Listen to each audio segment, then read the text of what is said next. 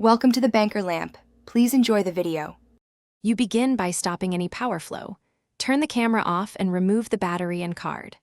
Once that's done, detach the lens and examine the electrical contacts with a bright light. Small debris or a bent pin is often the cause. Use a blower, microfiber, and isopropyl on a swab only if obviously dirty, and avoid scraping. These initial steps remove most simple faults and let you separate lens problems from body issues before you proceed to deeper diagnostics. Now you narrow down the fault. Attach a different, proven working lens and power up. If the error clears, the original lens is defective.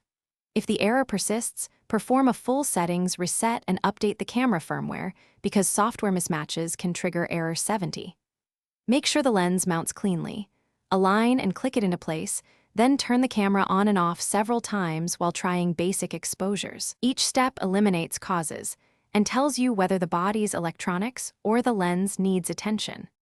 If tests point to an internal failure, the only reliable fix is professional repair.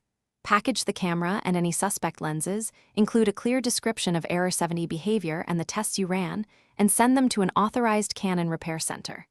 This replaces or repairs the shutter, mirror box, or main board as needed.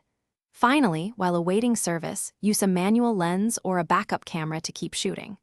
Troubleshooting tip: if you get intermittent recovery, note exact conditions, temperature, lens used.